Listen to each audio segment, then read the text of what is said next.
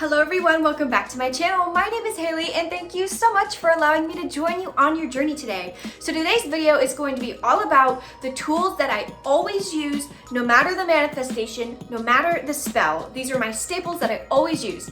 But before I get into it, don't forget to click like and subscribe to join my tribe. I post spiritual content all the time, so click subscribe to join my tribe. I also have a link to my Instagram in the description box below for you to go follow me there. And then I also have a link to magical services I provide, as well as an email where you can email me there and we can sort it out there. But without further ado, let's get into my staples. So the reason why I wanted to make this spell is that oftentimes when you get into manifestation work or spell work, it can feel a little bit overwhelming because you see all these herbs and crystals and tools all with different meanings and different properties, and it can get really confusing. And if you want to do a particular spell, sometimes you feel like you can't accomplish it because you don't have the exact ingredients for the spell. However, I just want to tell you, all that truly matters is your intention. What is your intention for the spell? You don't even need tools. I have a whole video, check one of the iCards here, about the best magical tools for beginners. But in that video, I addressed that you don't need any tools. You don't need any herbs, any crystals. Those are just to help you visualize your actual manifestation or spell, because the power comes from here. It comes from within you, okay? So when you watch this, I just wanted to make it so if you don't have every single item, I just want to show you, as someone who has been a magic practitioner for 6-7 years now, there are some items that I consistently have used in each and every single one of my spells, and they're still just as successful if I had the actual ingredients for a spell, okay? So with that out of the way, I'm going to show you my items now. So the first item up, I'm going to start with herbs that I always use no matter what the spell is dun, dun, dun, dun, some sage. Now, sage for me is a very special thing in my practice. I only buy from places that are ethically sourced, so please don't come for me. And I don't do smudging, I just cleanse, I energetically cleanse. But I have literally used sage since day one, since this first spell I could ever remember doing. I used sage, and I've used it ever since. Sorry about that, someone's phone is ringing. I wasn't sure if you could hear it, so I turned it off. But I've used sage in every single one of my spells for the last 6-7 years, and they're just as successful. Sage for me is an extremely powerful herb. Its cleansing and purification capabilities are so splendid, but that's not the only properties sage has. Sage has so many properties and so many magical properties as well that really just give my spell that oomph, you know?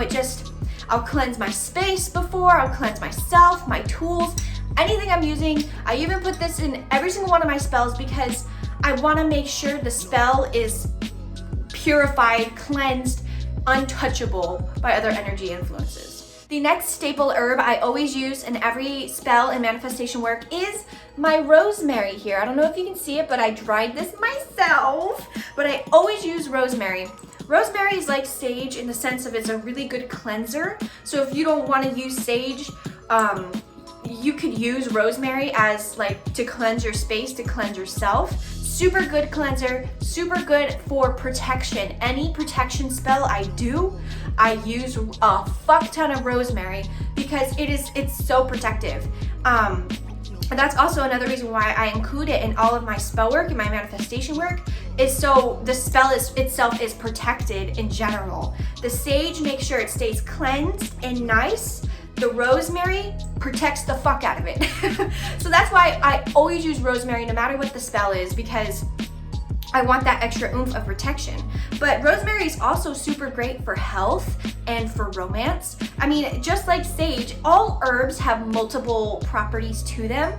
However, they get stapled with like traditional, they're like, what am I trying to say? Not their traditional use, but just what they're most well known for.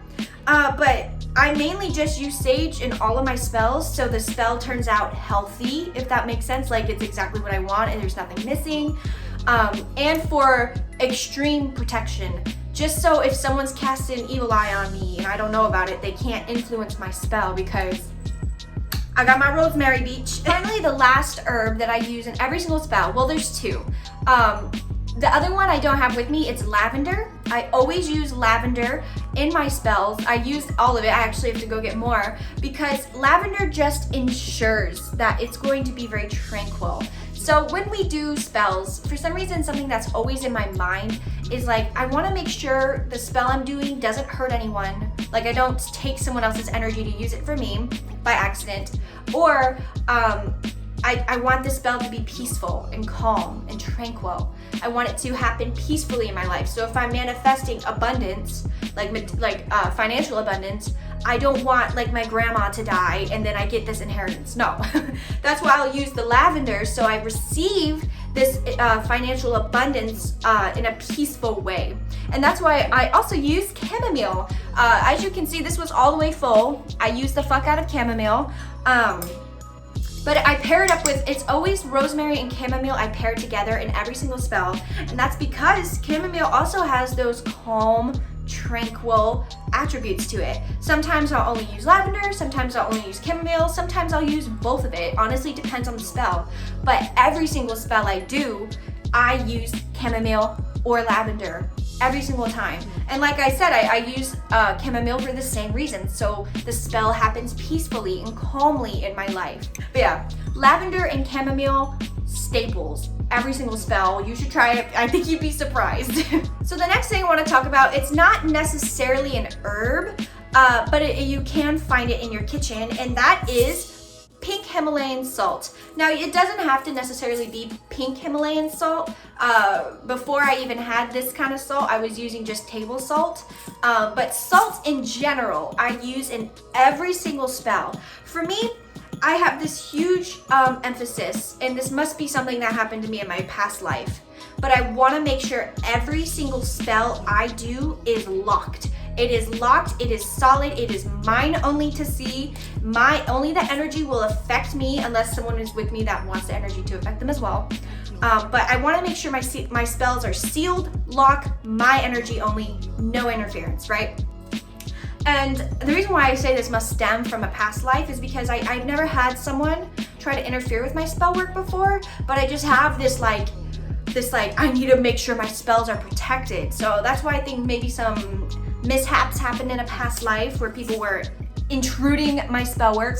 But yeah, I use any kind of salt. I'm showing you guys pink Himalayan salt because I'm currently on a kick with this. The magical properties of this are insane because pink Himalayan salt is actually nourishing to our body. There's tons and tons and tons of minerals. I think there's like 86 minerals in this. So that, to me, will make sure that my spell is super healthy, like I mentioned earlier, strong, nourishing to my environment, things like that. But particularly, I've been on a pink Himalayan salt kick, but I'll use any kind of salt. I have salt from subscription boxes that I use. I use table salt, sea salt, it doesn't matter. Last 6-7 years, I have used salt in every single spell. Same reasons for sage and rosemary. It's just to keep things really tight and protected and cleansed. But not only that, I want to make sure that the only spirits that can work with me and get involved with my spell work are my own spirit guides and only beings of love and light that want to help. So using this salt in my spell, it helps me visualize only my spiritual team working with me and no outside influences can penetrate into the spell. Next up on our list is some incense. Now there's been so many studies, or like not studies, I shouldn't say studies because I don't know that for sure, but there have been so many recorded records of people in ancient times using incense to invoke the energy that they want or to physically put their brain somewhere else. So for me, when I do my spell work, I'm not necessarily like a serious person, but sometimes when I do my spell work, I'm very like focused and very serious, and having incense really helps me set the mood. Now, traditionally, I always use just white sage incense, and right now I have the sticks, but I prefer the cones because the cones, when it burns at the bottom, it doesn't smell like fire. Just a personal thing. But I'll use any kind of incense. Whatever the mood is I'm trying to invoke, I will use. I'll use cinnamon apple. If it's Mabon, I'll use cinnamon apple incense. Or if I'm doing a prosperity spell, I'll use good luck incense. You know, it all just depends on the mood, but a staple every single time is incense in general. White sage incense is the most the most common incense I will use, just because I started my practice with white sage incense only. That's how I would cleanse my things. One of my first actual herbs ever was white sage, but for a while I didn't work with herbs at all. I only used this white sage where I would cleanse my space. It just holds a very special place in my heart. So when I want to do spell work, I'll burn like half of a white sage and then I'll go into another incense, just because it puts me in that headspace of just like, yeah, like I'm a witch, like fuck yeah.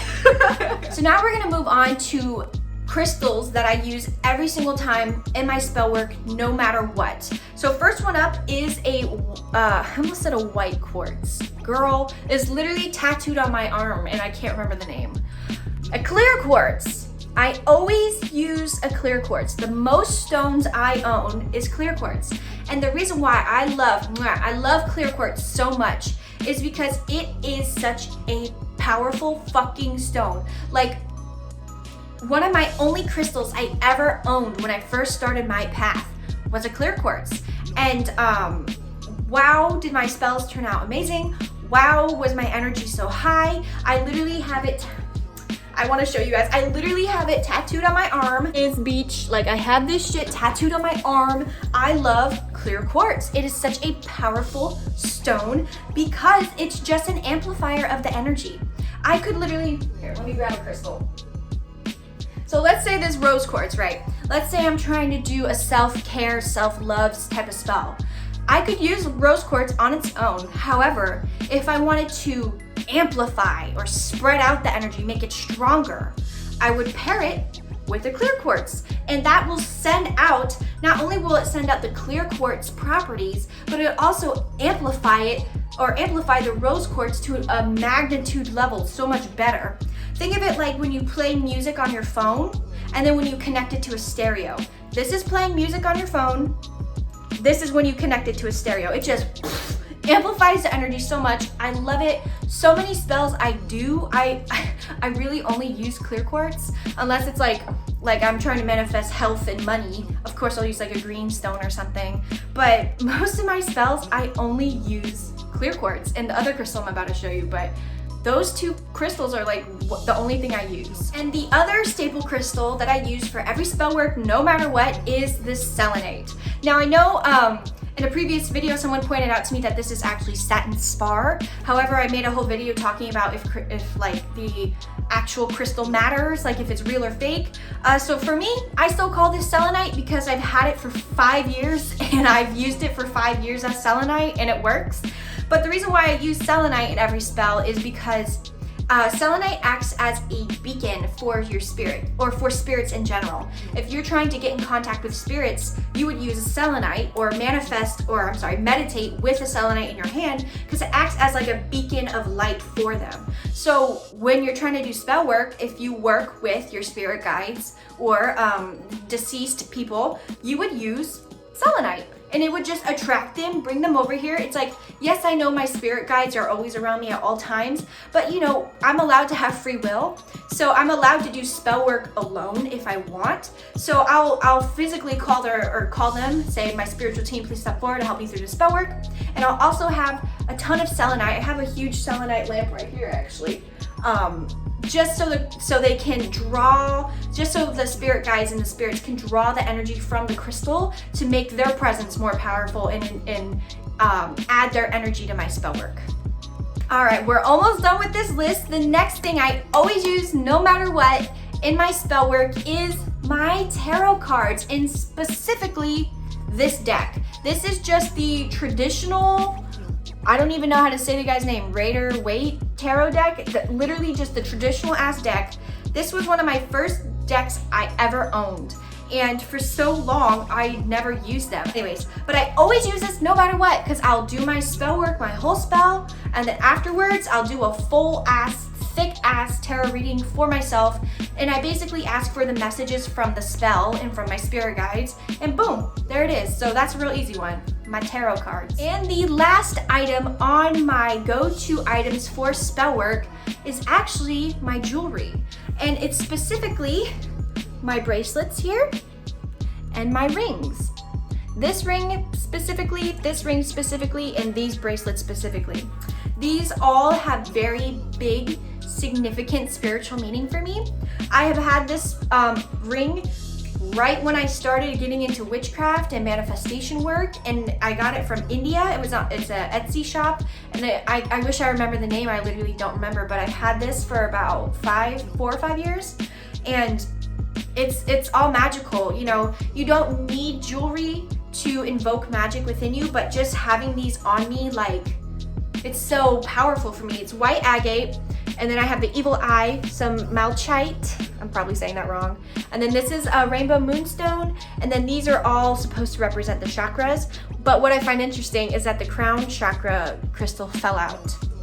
I don't know, because it was colored purple, and I think the crown chakra is colored any color, and then after I said that, it fell out, so I found that interesting. Anyways, going off topic, but for me, having the jewelry on really puts me in the headspace of like, I'm doing magic.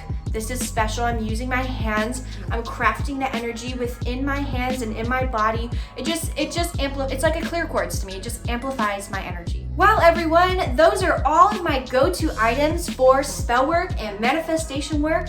I hope you enjoyed. Let me know down in the comments down below what tools you always use, no matter the spell. I want to know what you guys use as well, so maybe I can incorporate that into my own craft. But thank you so much for joining me today. I hope you have a wonderful, splendid day, afternoon, evening, whatever time it is you're watching this. And I will catch you guys in the next one. Take care.